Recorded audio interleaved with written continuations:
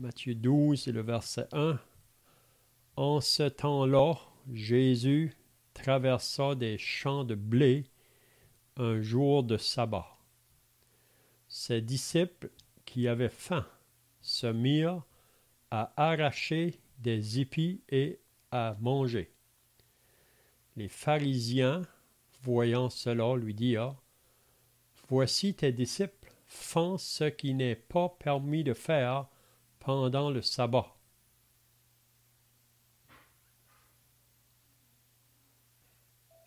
Mais Jésus leur répondit: N'avez-vous pas lu ce qu'a fait David lorsqu'il a eu faim, lui et ses compagnons?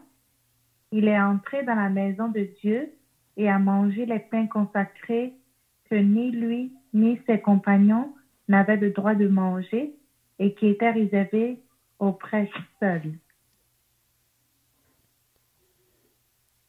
Ou n'avez-vous pas lu dans la loi que les jours de sabbat, les sacrificateurs violent le sabbat dans le temple sans se rendre coupables?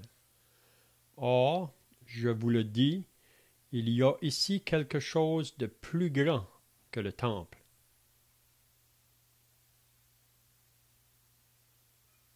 Si vous saviez ce que signifie « je désire la bonté et non les sacrifices », vous n'auriez pas commandé des innocents.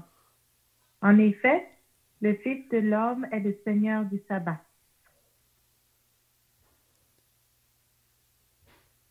Étant parti de là, Jésus entra dans la synagogue. Et voici, il s'y trouvait un homme qui avait la main sèche. Ils demandèrent à Jésus: Est-il permis de faire une guérison les jours de sabbat? C'était afin de pouvoir l'accuser.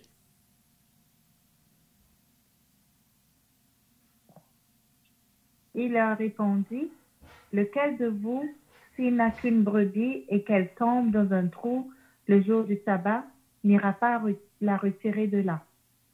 Or, un homme vaut beaucoup plus qu'une brebis.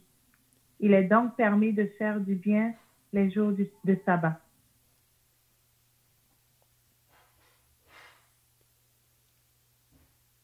Alors il dit à l'homme: Étends ta main. Il l'étendit et elle devint saine comme l'autre. Les pharisiens sortirent et ils se consultèrent sur les moyens de le faire périr. Mais Jésus, l'ayant su, s'éloigna de ce lieu. Une grande foule le suivit. Il guérit tous les malades.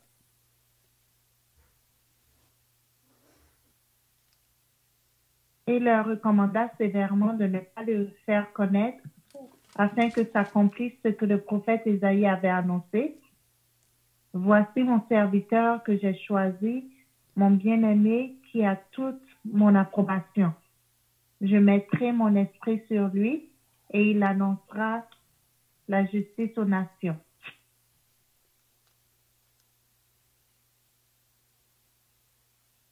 Il ne contestera point, il ne criera point, et personne n'entendra sa voix dans les rues. Il ne brisera point le roseau cassé, et il n'éteindra point le lumignon qui fume, jusqu'à ce qu'il ait fait triompher la justice, et les nations espéreront en son nom. Amen. C'est bien, donc, si vous étiez là la semaine passée, on avait lu concernant Jésus qui reprochait à des villes parce qu'ils ne s'avaient pas repenti, là où il y avait fait beaucoup de miracles. Donc, il leur disait un malheur. Donc, il y avait 3 villes: Chorasan, Bethsaïda et Capernaum. Puis on avait dit que parce qu'ils ont eu un grand privilège d'avoir Jésus parmi eux en faisant tous ces miracles, mais ils ont resté incrédules, ils n'ont pas cru en lui. Donc cela nous prouve que même si on voit des miracles, l'homme reste toujours incrédule. Donc ces villes-là seront beaucoup plus responsables au jour du jugement.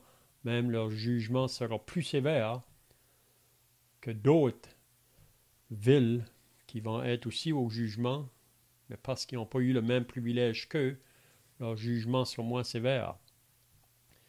On avait vu aussi Jésus en faisant une prière, il louait le Père de ceux qui avaient caché ces choses aux sages et aux intelligents, qu'il avait révélées aux enfants, aux simples.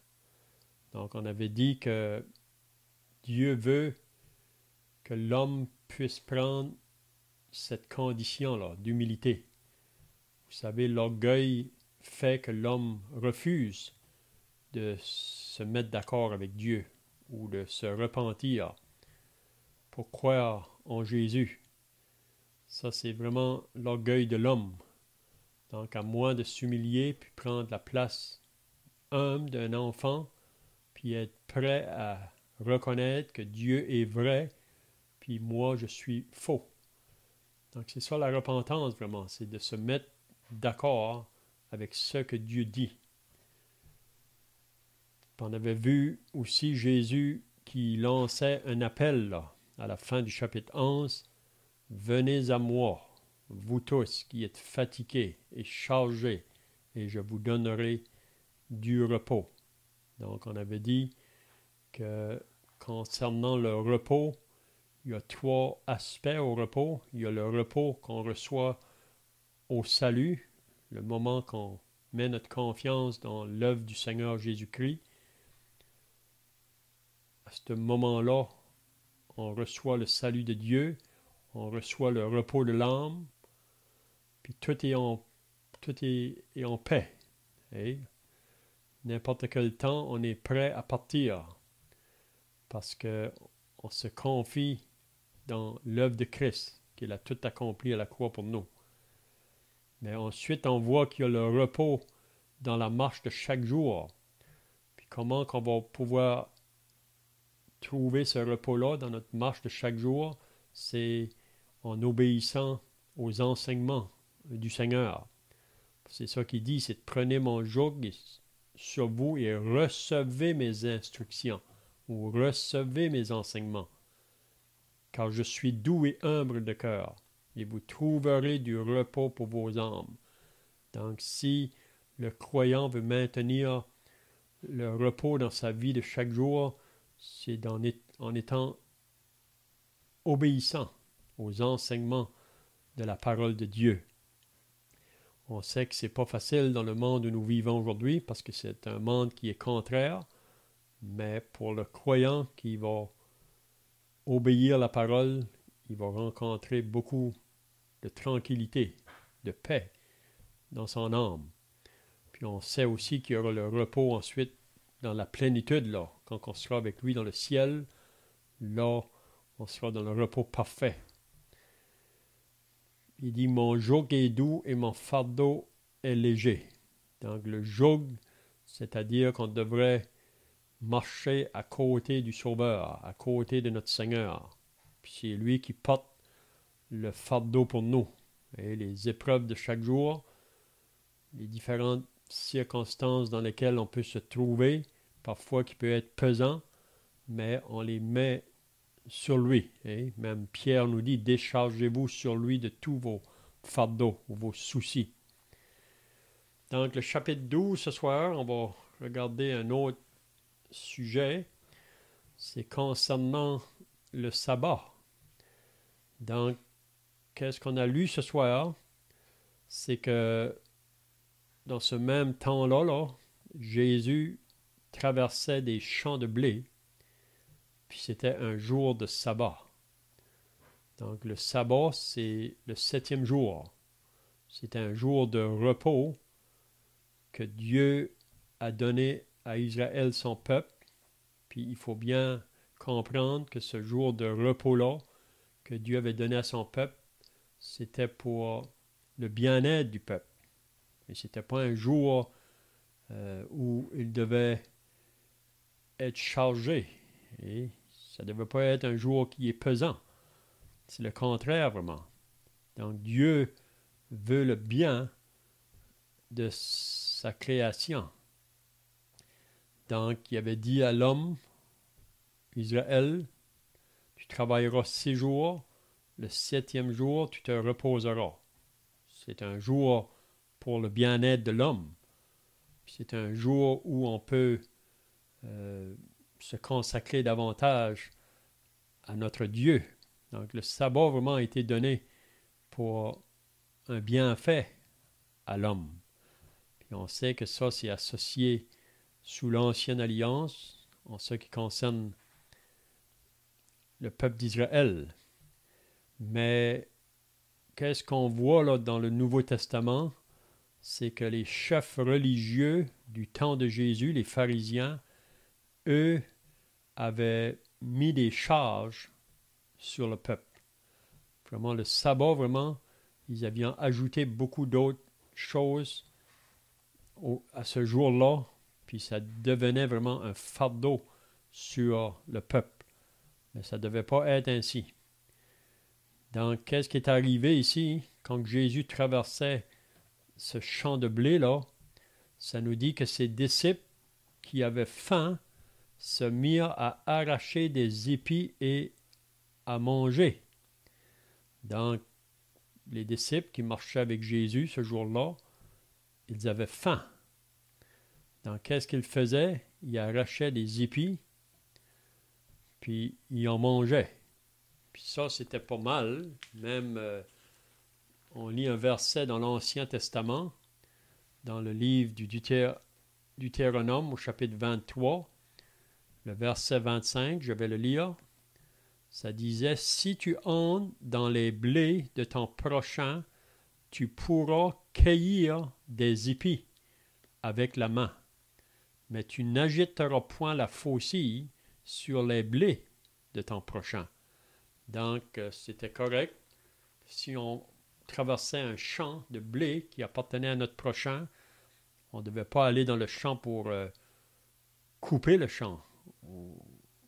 Mais on pouvait manger les grains si on avait faim, parce que c'était un bienfait vraiment pour la personne. Donc, c'est ça que les disciples faisaient. Mais là, les pharisiens, les autres, ça dit quand ils ont vu ça, donc qu'est-ce qu'on peut voir ici? Que les pharisiens étaient souvent à surveiller Jésus. Parce que les pharisiens, avec toute leur tradition, puis toutes leurs lois qu'ils savaient imposer, là, même qu'ils avaient ajoutées vraiment à la parole de Dieu, ils cherchaient toujours des moyens pour trouver quelque chose pour accuser le Seigneur Jésus. Ils n'aimaient pas Jésus. Puis une des raisons, c'est parce que plusieurs personnes du peuple se tournaient vers Jésus pour le suivre, même des foules le suivaient. Puis les pharisiens n'aimaient pas ça. Donc, ils essayaient de toutes les façons là, de prendre Jésus au piège pour essayer de trouver une accusation contre lui. Donc là, ici, ils vont apporter ce point-là. Ils disent, les pharisiens voyant cela lui dirent, « Voici tes disciples font ce qui n'est pas permis de faire pendant le sabbat. » Donc ici, ils disent à Jésus, tes disciples, là, quand ils prennent les grains de blé là, dans le champ, ils ne sont pas supposés de faire ça le jour du sabbat. Mais ça, c'est les pharisiens qui avaient exigé ça. Mais ce n'était pas vraiment la loi qui demandait ça. Puis si vous vous rappelez, les pharisiens, là, on lit dans Matthieu 23, peut-être qu'on peut le lire, là, c'était des hommes qui imposaient beaucoup de choses au peuple. Puis on pourrait dire que toutes les religions des hommes, c'est ça qu'ils font souvent. C'est des gens souvent qui veulent être des dictateurs, puis qui veulent imposer des fardeaux sur le dos des gens. Donc, dans Matthieu 23, c'est ça qu'on lit là. Jésus, ça nous dit, alors Jésus, parlant à la foule et à ses disciples, dit, les scribes et les pharisiens sont assis dans la chaire de Moïse. Faites donc et observez tout ce qu'ils vous disent, mais n'agissez pas selon leurs œuvres, car ils disent et ne font pas. Donc, on pouvait observer ce qu'ils disaient parce qu'ils lisaient les Écritures, mais il y a beaucoup d'autres choses que les pharisiens avaient exigées ou qui avaient ajouté à la loi de Dieu, puis cela, ça mettait des fardeaux sur le peuple. Puis eux-mêmes, vraiment, ils n'étaient pas prêts à les porter eux-mêmes. Donc c'est ça qu'il dit au verset 4, là. Il dit « Il lie des fardeaux pesants et les met sur les épaules des hommes, mais il ne veut pas les remuer du doigt. » Donc, ils mettent ces fardeaux-là sur le peuple, mais eux-mêmes, ils ne sont pas là même pour aider, vraiment. Donc, c'est ça, les pharisiens, puis comme j'ai dit tout à l'heure, ça peut être associé à toutes les religions dans le monde aujourd'hui qui ont imposé beaucoup de restrictions, beaucoup de lois qui n'est pas vraiment en accord avec la parole de Dieu. C'est qu'ils ont ajouté ou qu'ils ont retranché à la parole. Donc, c'était ça les pharisiens. Extérieurement, ils paraissaient des gens très religieux, mais leur cœur était très loin de Dieu. C'est ça que Jésus leur a dit. Puis même si on allait continuer à lire dans Matthieu 23, Jésus a dit aux pharisiens « Malheur à vous ». À 8 reprises, il mentionne un malheur sur eux. Pas parce que Jésus les aime pas, mais parce qu'il veut les réveiller à leur condition, parce que eux, ils pensent qu'ils sont corrects, qu'ils sont bien à cause de leur vie religieuse, mais le Seigneur veut leur faire comprendre qu'ils ne sont pas corrects. Puis même Jésus a dit à un des pharisiens qui s'appelait Nicodème, « À moins que vous naissiez de nouveau, vous ne pouvez pas entrer dans le royaume de Dieu. » Donc ces chefs religieux-là avaient besoin d'être nés de nouveau. Ça veut dire qu'ils avaient besoin d'être régénérés dans leur cœur, avoir des cœurs nouveaux. Donc là, ils ont repris Jésus à cause que ses disciples mangeaient les blés dans le champ. Mais là, Jésus va leur dire, au verset 3, là, on est dans Matthieu chapitre 12 au verset 3, pour ceux qui viennent d'ajouter, là. Matthieu 12 au verset 3. Mais Jésus leur répondit, « N'avez-vous pas lu ce que fit David lorsqu'il eut faim, lui et ceux qui étaient avec lui? Comment il entra dans la maison de Dieu et mangea les pains de proposition qu'il ne lui était pas permis de manger, non plus qu'à ceux qui étaient avec lui et qui étaient réservés aux sacrificateurs seuls. » Donc ici, Jésus, en parlant aux pharisiens, il va parler de David un jour. David fuyait parce que le roi Saül le pourchassait, là. Puis c'est la raison pourquoi que David a fait qu'est-ce qu'il a fait ici. Mais on voit que Dieu ne l'a pas repris, David, parce que c'était un bienfait pour lui. Il avait besoin de manger ce jour-là.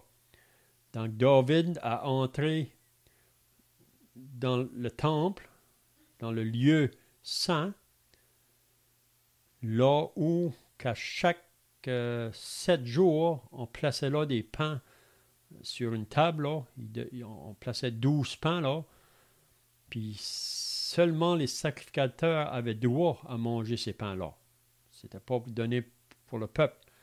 Mais ce jour ici, David, lui, il avait faim avec les hommes qui étaient avec lui, puis il a rentré dans le temple, puis il a mangé de ce pain-là.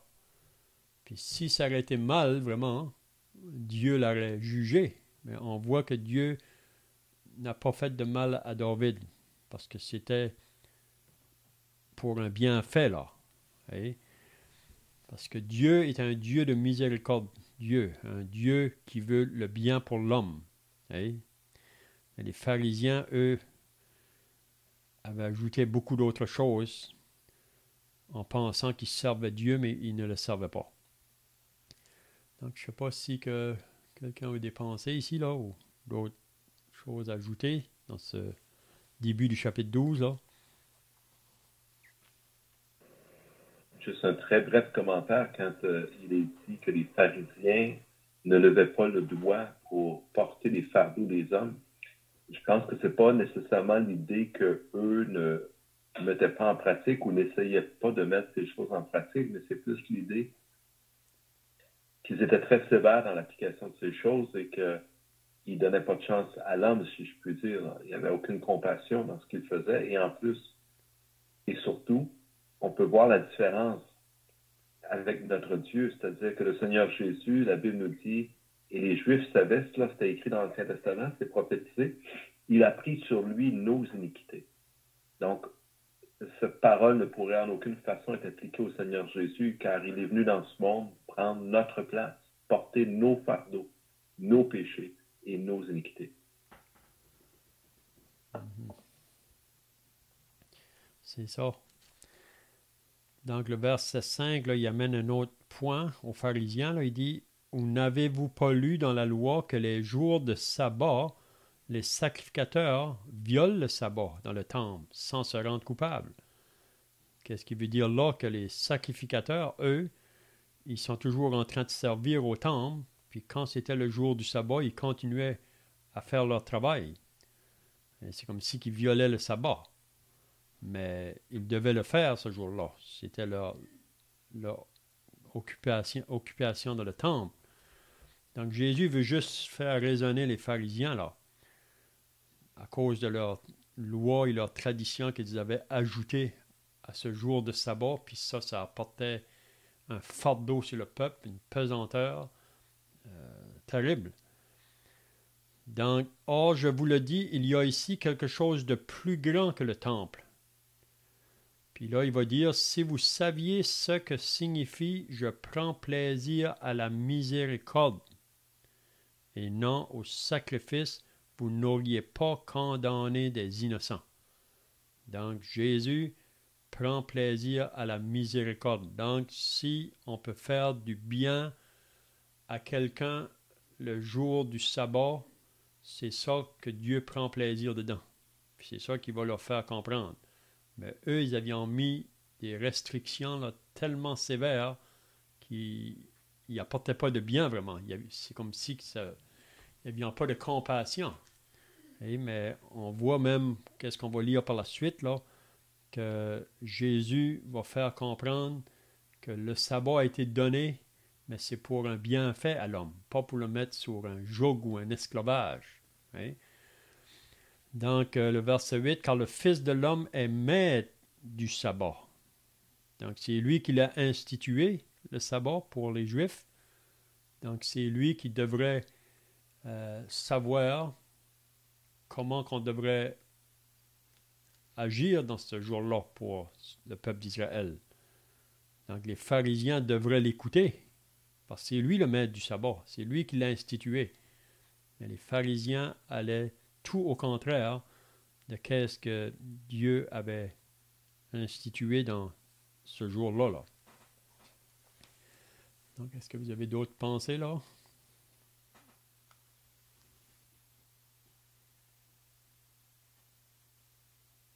En fait, quel est le vrai sens du sabbat? Parce que on voit en effet que les lois étaient très sévères autour du sabbat et qu'ils ont même ajouté à ces lois pour être certains de respecter le sabbat. Et le sabbat, c'était quoi? Dans l'Ancien Testament, on voit même un jour qu'un homme dans le désert avait ramassé du bois le jour du sabbat. Et les Juifs s'en sont rendus compte, ils l'ont amené à Moïse et Dieu a proclamé qu'il devait être mis à mort. Il a été lapidé, donc c'était très sévère. Cependant, pourquoi Dieu a permis ces choses? C'est pour nous montrer vraiment que ce qu'est le sabbat de Dieu. On sait que le vrai sabbat de Dieu, c'est pour le croyant, c'est-à-dire celui qui se repose de ses œuvres mortes. Ça est expliqué dans Hébreux, dans le livre, dans l'Épître aux Hébreux, dans le Nouveau Testament. Et Dieu a institué ce jour de repos. Bien sûr, c'est bon pour l'homme. Je veux dire, d'avoir un repos, d'avoir un but dans la vie, autre chose que de travailler tous les jours. D'ailleurs, des études ont été faites et même une réalité a été appris, j'ai lu en Russie, pays communiste, quand ils sont devenus communistes, ils ont voulu augmenter leur économie et donc faire travailler les gens 7 jours sur 7. Ça va être économiquement rentable puisque les gens vont produire plus. Mais au bout de la ligne, au bout du compte, ils se sont rendus compte que c'est le contraire qui se produisait et qu'ils perdaient de la productivité. C'était plus rentable de permettre aux gens de se reposer, d'avoir une journée pour se ressourcer. Donc, c'est certainement pour le bien de l'homme que Dieu a commandé ces choses. Mais Dieu avait aussi un autre but qui était de nous enseigner, à nous qui sommes parvenus à la fin des siècles, le plan de Dieu. Et ce plan de Dieu, c'est qu'il nous donne le repos lui-même. Comme je l'ai dit tout à l'heure, on le sait, Jésus a porté nos péchés, nos iniquités, et nous rentrons dans ce repos parfait de nos œuvres. Je n'ai pas crainte de ne pas aller au ciel. Je suis certain d'y aller parce que je m'appuie sur le travail que Jésus a fait, et c'est là le repos qu'il nous a procuré. Donc, on pourrait parler, c'est sûrement pas ton but, Léon, de parler directement ou intensément du sabbat, mais j'aimerais peut-être à souligner cette pensée-là, qu'on retrouve aussi dans le Nouveau Testament, dans l'Hébreu, comme j'ai mentionné. Ouais, c'est bien, c'est vraiment ça. Le point du sabbat, c'était pour un bienfait pour l'homme, mais non pas pour que ça soit un fardeau, un esclavage. Puis c'est ça que les pharisiens vraiment avaient fait avec ce sabbat-là. Mais comme tu viens de dire, nous aujourd'hui, le sabbat, c'est dans le Seigneur Jésus-Christ. C'est là qu'on a trouvé notre repos, le repos de l'âme, mais aussi le repos dans nos vies de chaque jour. Si on est obéissant, comme j'ai dit tout à l'heure, là, à sa parole, c'est ça qui va nous amener le repos dans nos vies de chaque jour. Donc le verset 9, étant parti de là, Jésus entra dans la synagogue. Donc là, il va maintenant continuer son chemin, puis là, il arrive dans une synagogue. Puis là, ça nous dit, comme qu'il était dans cette synagogue, il trouva un homme qui avait la main sèche. Donc, ça veut dire un homme qui a une main dans laquelle il ne peut pas utiliser. C'est vraiment très difficile pour cet homme-là d'être dans une condition de même. Puis on peut voir que les pharisiens n'ont plus rien faire pour lui, n'ont pas pu rien faire pour cet homme-là. Mais là, les pharisiens demandent à Jésus, est-il permis de faire une guérison les jours de sabbat? Puis ça nous dit que c'était afin de pouvoir l'accuser. Donc, il demande cette question-là, mais c'est dans le but d'accuser le Seigneur Jésus. Donc, est-ce que c'est bien de faire une guérison le jour du sabbat? Puis c'est là que Jésus va leur répondre. Puis on voit que Jésus les approche là d'une façon pour leur faire penser. Il va leur dire, lequel d'entre vous, s'il n'a qu'une brebis et qu'elle tombe dans une fosse le jour du sabbat, ne la saisira pas pour l'en retirer? Donc il veut juste les faire raisonner vraiment. Que le jour du sabbat, c'est vrai, c'est un jour de repos, c'est un jour qu'on devrait se reposer, puis aussi un jour qu'on devrait se consacrer davantage à Dieu, peut-être dans la prière. Mais s'il y avait un besoin ce jour-là, c'est ça que Jésus veut faire comprendre. Si que vous allez voir une de vos brebis qui est tombée dans une fosse, est-ce que vous allez la laisser là? Est-ce que vous allez la laisser mourir là parce que c'est le jour du sabbat? Jésus veut les faire raisonner. Donc, il leur dit ensuite, combien un homme ne vaut-il pas plus qu'une brebis? Il est donc permis de faire du bien les jours de sabbat. Donc, c'est toujours ça que Dieu veut faire à l'homme, vraiment. Il a donné le jour du sabbat pour son bien. Puis si, dans ce jour-là, qu'on voit un besoin, quelqu'un est dans une difficulté, donc on devrait être là pour l'aider. C'est ça que Jésus fait comprendre ici. Puis là, il va dire, alors il dit à l'homme, étends ta main. Donc Jésus ne va pas se laisser intimider. Vous savez que Jésus connaît exactement la pensée de ces hommes-là. Il connaît leur propre cœur. Puis il sait pourquoi qu'ils sont toujours en train d'essayer d'apporter des choses pour trouver quelque chose pour l'accuser. Mais Jésus ne se laisse pas intimider. Il dit à l'homme, « Étends ta main. » Puis l'homme, ça nous dit, l'a étendue et elle devint saine comme l'autre. Donc, est-ce qu'on peut critiquer ça? Quand que Jésus apporte un bienfait à un homme, on ne sait pas pour combien de temps il avait cette main sèche, puis là, Jésus va la guérir. Il va lui donner une main saine comme l'autre. Donc, cet homme-là va être capable d'utiliser maintenant ses deux mains pour faire son travail. Mais là, ça a apporté vraiment de la haine encore plus de la part des pharisiens contre Jésus. Et ici, là, on voit dans l'évangile de Matthieu, là, c'est vraiment à partir d'ici là, que les pharisiens vont vraiment se lever pour s'opposer à Jésus. Là. Puis c'est ça qu'il nous dit, là, les pharisiens sortirent et ils se consultèrent sur les moyens de le faire périr. Mais Jésus, l'ayant su, s'éloigna de ce lieu. Donc, on va voir à partir d'ici dans l'évangile de Matthieu, là, les pharisiens vont vraiment se tourner davantage contre le Seigneur Jésus. Donc, je ne sais pas s'il y a d'autres pensées ici. Je suis vraiment d'accord avec ce que tu dis, Léon. Le Seigneur Jésus parle. Il leur parle de façon sensée pour les faire raisonner, pour les faire réfléchir. Et il les met face à une comparaison, à quelque chose qu'il sait, Jésus, qu'ils ont, eux, déjà accepté dans leur cœur. Vous savez, la vie de tous les jours nous pousse dans toutes sortes de situations, et ces gens étaient des gens plutôt ruraux, avec des agriculteurs, des cultures et des animaux. Et Jésus prend l'exemple de cet animal, une brebis qui tombe dans un trou, et les gens, certainement, du temps de Jésus, acceptaient, trouvaient normal de libérer une brebis. Et Jésus fait le parallèle et il leur dit, comme on vient de lire, qu'un homme vaut bien plus qu'une brebis. S'il a besoin d'aide, il faut l'aider. Et comment réfléchissez et repensez à cette parole là, quand Jésus disait, vous liez sur les hommes des fardeaux légers et vous ne voulez pas les bouger. Vous entendez? Vous ne voulez pas les bouger du doigt. Ces gens ne veulent pas écouter ce que Jésus dit. Maintenant, si je peux me permettre, il est facile de juger des autres. Mais on lit la parole et on la considère pour nous-mêmes aujourd'hui. Et qu'est-ce qu'il y a dans notre vie que nous acceptons, que nous tolérons, que nous faisons, et nous ne rendons même pas compte que c'est contraire à la volonté de Dieu.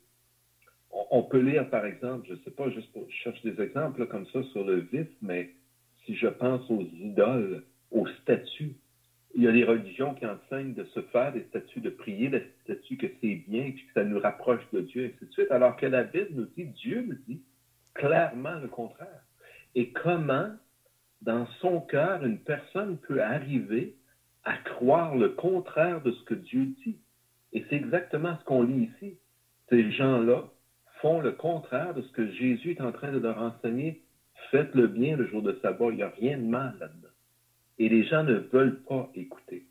Et c'est tragique. On comprend en lisant le texte que c'est tragique, que c'est vraiment plus que malheureux. Mais ce qui est encore plus tragique et malheureux, c'est, je ne connais pas les gens qui sont en ligne, qui écoutent, mais si on connaît des gens ou si nous-mêmes nous faisons ou pratiquons des choses de façon similaire, pas la même chose probablement, en tout cas, moi je n'élève pas des brebis et je ne sors pas du trou, mais combien d'applications similaires on pourrait réfléchir pour nous-mêmes dans notre propre vie et de se mettre face à Dieu, face à ce qu'il dit, face à ce que sa parole nous dit, ce qu'elle nous enseigne. Vous savez, quand on parle à des gens qui sont religieux, qu'importe la religion, que ce soit musulman ou catholique ou on peut dire baptiste ou ce que vous voudrez, témoin de Jéhovah, les gens ont des a priori, c'est-à-dire qu'ils pensent d'une certaine façon et même si on leur montre dans la parole, par exemple un témoin de Jéhovah, si je lui montre des textes qui montrent clairement que Jésus-Christ est Dieu, on en a parlé déjà dans ces études, ils vont rejeter, ils vont refuser d'écouter, ils vont se voiler eux-mêmes. Et cela nous amène à, j'espère, considérer que nous ne sommes pas différents. On est tous différents les uns des autres, mais je veux dire, dans notre nature, l'homme a cette même tendance de refuser d'écouter et de même refuser d'écouter ce que Dieu lui-même nous dit. Donc, c'est en même temps, j'espère, une mise en garde pour nous tous, dans notre vie et dans notre marche de tous les jours, de vraiment, comme Léon le disait, prendre le temps de considérer la parole et ce qu'elle dit et de la mettre en pratique. C'est ça. Donc, à moins d'être né de l'Esprit de Dieu, né de Dieu, on ne peut pas entrer dans les pensées de Dieu. Donc, beaucoup d'hommes dans les religions de ce monde, même Jésus a dit que ce sont des aveugles qui conduisent des aveugles. Donc, à moins d'être né de Dieu, né de l'Esprit, on ne peut pas comprendre les pensées de Dieu. Puis c'est seulement si on est né de nouveau, puis qu'on marche vraiment dans une marche par l'Esprit, c'est là que nos pensées vont s'accorder avec les pensées de Dieu. Mais l'homme dans la religion, l'homme a toujours voulu vraiment, comment je dirais, vouloir comme dictateur, hein, ou imposer sur les autres. Ça, c'est dans le cœur de l'homme, dans la nature charnelle de l'homme. Mais quand on se met du côté de Dieu, avec les mêmes pensées là, par l'Esprit, on comprend qu'est-ce que Jésus veut nous dire ici. Donc, on va au verset maintenant 16, où juste avant, il dit, donc quand Jésus sait qu'ils veulent le faire mourir, là, Jésus va s'éloigner, mais il y a toujours une foule qui le suit. Et une foule va le suivre, il guérit tous les malades. Donc Jésus faisait du bien partout où il se trouvait. Puis c'est là qu'on voit comment ça se fait que ces chefs religieux-là voulaient l'opposer toujours. Mais c'est parce qu'ils étaient vraiment pris avec leur vie religieuse sans Dieu. Puis l'homme est méchant. Le cœur de l'homme est tortueux, que la Bible nous dit. Donc, un homme qui fait du bien, mais on veut lui faire du mal. Donc, il leur recommanda sévèrement de ne pas le faire connaître, afin que s'accomplisse ce qui avait été annoncé par Ésaïe le prophète. Donc, Jésus recommande. C'est comme si qu'il ne veut pas que... On voit ça plusieurs fois dans la parole, là. Il faisait des fois des guérisons, puis il disait n'en parlez pas à personne, parce que Jésus ne voulait pas attirer les foules sur lui ou vouloir se faire valoir, là. Et on vit dans un monde aujourd'hui où que les hommes veulent beaucoup de place. Et ils veulent être sur des piédestals, ils veulent être applaudis, ils veulent la gloire. Mais Jésus ne voulait pas ça. Jésus ne voulait pas ça. C'est un homme qui marchait dans un esprit d'humilité, un homme simple. Même on lit au verset 18, là, Ésaïe a prophétisé à propos du serviteur, celui dans lequel Dieu va prendre son plaisir, puis on sait que Jésus est réellement le serviteur parfait. Donc le serviteur dans lequel Dieu mettait tout son plaisir. Puis on sait que Dieu veut que nous qui sommes sauvés, nés de Dieu, il veut qu'on ressemble davantage à la personne de son Fils. Comme qu'on lit dans Luc 6, le serviteur n'est pas plus grand que son maître, ou le disciple n'est pas plus grand que son maître, mais tout disciple accompli sera comme son maître. Donc, ça devrait être le désir de chaque croyant de ressembler davantage à notre maître, à notre Seigneur. Donc ici, il dit, voici mon serviteur que j'ai choisi, mon bien-aimé en qui mon âme prend plaisir. Donc, Dieu prenait plaisir dans son Fils, dans ce serviteur, si on peut dire. Il dit, je mettrai mon esprit sur lui et il annoncera la justice aux nations. Donc, c'est pour ça que Jésus s'est présenté. Il est venu pour annoncer la justice aux nations. Il dit, il ne contestera point, il ne criera point, et personne n'entendra sa voix dans les rues. Donc, on voit vraiment tout ce que Jésus va faire, c'est toujours pour apporter un bienfait à chaque personne qu'il rencontre. Comme on l'a déjà dit, chaque personne que nous rencontrons, on a un même message à leur apporter. Et le message est le même pour tous, mais chaque personne, on ne peut pas les approcher tous de la même manière. Donc, il faut pouvoir, comme l'apôtre Paul nous dit là, que quand il était avec les Juifs, il se faisait comme les autres. Quand il était avec les faibles, il se faisait comme les autres. C'était dans le but d'aller les chercher. Donc, il cherchait à descendre à leur niveau dans le but de les gagner à Christ. C'est pas que Paul, même le Seigneur Jésus, vous vous rappelez, quand il se trouvait avec les gens de mauvaise vie, il était souvent reproché par les pharisiens. Mais quand Jésus était avec ces gens-là, c'est pas qu'il participait à leur mal ou à leur péché qu'ils faisaient d'ordinaire. Mais quand il était au milieu d'eux, on voit que ces gens-là étaient attentifs pour écouter sa parole. Mais même qu'ils pouvaient reconnaître que Jésus voulait leur faire du bien. Hein? Donc, il ne contestera point, il ne criera point, et personne n'entendra sa voix dans les rues. Donc, ce n'est pas un homme qui va venir pour, comme on voit les hommes de la politique aujourd'hui qui crient partout, mais que souvent, les promesses qu'ils font, ça ne s'accomplit jamais. Mais avec Jésus, c'est pas comme ça. Il ne brisera point le roseau cassé. En voulant dire qu'il ne va pas achever le roseau cassé. Il va faire tout pour le ramener, si on peut dire. Il n'éteindra point le lumignon qui fume. Donc, elle est sur le point de s'éteindre, le lumignon, mais il va être là pour ranimer ce lumignon-là, jusqu'à ce qu'il ait fait triompher la justice et les nations espéreront en son nom. Donc, ici, c'est vraiment l'homme en qui fait que Dieu met son plaisir dedans et qui va chercher toujours le bien-être de son prochain à côté de lui. Et on voit ça dans la parabole du bon samaritain, si vous vous rappelez. Et vous vous rappelez l'homme qui était battu sur le long du chemin, là, quand il descendait à Jéricho, puis il y a un prêtre qui est arrivé là, puis il a passé à côté. Il y a un lévite qui est arrivé là, il est passé à côté. Mais le samaritain, ça dit que lui, il a été ému de compassion. Il a eu pitié vraiment de cet homme-là. Il a vu un homme qui était dans un besoin. Donc, il a été prêt à descendre au bas de sa monture. Il a versé de l'huile dans les plaies de cet homme-là. Il les a bandés. Ensuite, il l'a mis sur sa monture. Il l'a amené à l'autel. Puis, il voulait vraiment qu'on prenne soin de lui. Donc, ça, c'est vraiment le cœur du Sauveur.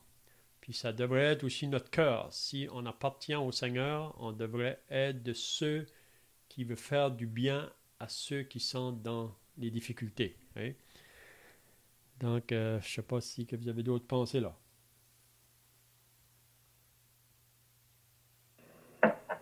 Encore une fois, peut-être qu'on peut appliquer ces paroles à nous-mêmes, pas dans le sens qu'on l'a accompli, mais comme un objectif.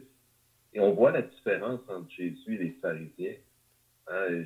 On voit comment eux, ils étaient rough et autoritaires et meurtriers même, parce qu'on voit qu'ils sont réunis et ils ont même tendu un piège à Jésus. Et après, ils sont allés se consulter sur les moyens de faire périr Jésus. Donc, ils voulaient le mettre à mort. Mais vraiment, c'est une pensée meurtrière. Mais imaginez-vous avoir un tel maître qui prend soin de nous, qui prend notre place, qui se fait serviteur, qui prend nos fardeaux et qui ne conteste pas avec nous continuellement et qui ne cherche pas à nous briser, à nous écraser, à nous éteindre, comme le lumignon et donc, dans notre attitude, dans notre marche, on devrait avoir ce même genre de comportement si on veut se l'appliquer à nous-mêmes. C'est-à-dire que le Seigneur Jésus est plus qu'un exemple, il est le Sauveur, mais aussi on peut se calquer sur lui, chercher à faire ce qui plaît à Dieu, parce que c'est ça que le texte dit. Voici mon serviteur, en qui mon âme mon bien-aimé, en qui mon âme prend plaisir. Donc, on sait comment faire la volonté de Dieu, si on peut dire ainsi, comment faire plaisir à Dieu. C'est de faire sa volonté et ça nous est manifesté ici, si on veut. C'est ça. Donc, avec l'expérience, là, depuis que le Seigneur nous a sauvés, on a rencontré beaucoup de personnes. Puis une chose qu'on apprend, que quand on va vers les gens, il faut qu'ils gagnent confiance vraiment. Parce que les religions du monde ont tellement mis des fardeaux, des charges sur les gens, que parfois quand quelqu'un d'autre arrive, il pense qu'on veut faire aussi la même chose. Mais il devrait être prêt à voir en nous là, qu'on est là pour leur apporter un bien-être. Mais c'est surtout le message de l'Évangile qu'on veut leur communiquer. Mais j'ai pu remarquer ça, là, quand ils voient qu'on vient pour leur apporter un bien-être, ils sont prêts à s'ouvrir. Hein. C'est bien, je vois que le temps est passé, donc on va terminer par la prière, puis ensuite on peut chanter un contexte. Notre Dieu, merci encore une fois de ce que tu nous donnes, cette occasion de considérer ta parole, les pensées de Dieu, si nous y pensons. Tu nous donnes, ô Père, de sonder ta pensée, ce qui te fait plaisir, ce qui est bien à tes yeux. Et Seigneur, nous voyons, en faisant cela, ta bonté se manifester. Qui pourrait demeurer aveugle au point de ne pas réaliser combien Jésus a bien agi en guérissant cet homme, en exposant même sa propre vie pour rétablir la santé de la main de cet homme.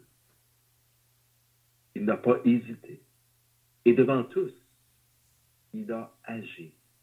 Seigneur, nous venons de lire, de considérer ces choses. Et comme nos cœurs crient au-dedans de nous, devant l'évidence de ta bonté, de la bonté du Seigneur Jésus, devant la différence lorsque nous le comparons à ces hommes qui sont autour de lui. Père, donne-nous cependant de ne point être enflés de nous-mêmes, mais de nous souvenir que nous sommes de même nature, que nous avons tous les hommes, cette même nature pécheresse qui nous pousse à faire ce qui est contraire à la sainte volonté de notre Créateur. Seigneur notre Dieu, béni sois-tu, parce que tu sais ces choses, tu les as toujours sues, et tu n'as point abandonné nos premiers parents, Adam et Ève. Au contraire, lorsqu'ils t'ont méprisé et qu'ils sont allés contre ta volonté, tu es immédiatement intervenu pour leur promettre un libérateur. Celui qui viendrait de la femme écraserait la tête du serpent. Et nous comprenons clairement aujourd'hui qu'il était leur question, déjà dans ta pensée, Seigneur, de notre Sauveur, le Seigneur Jésus, et nous t'en louons en son nom précieux. Amen. Amen.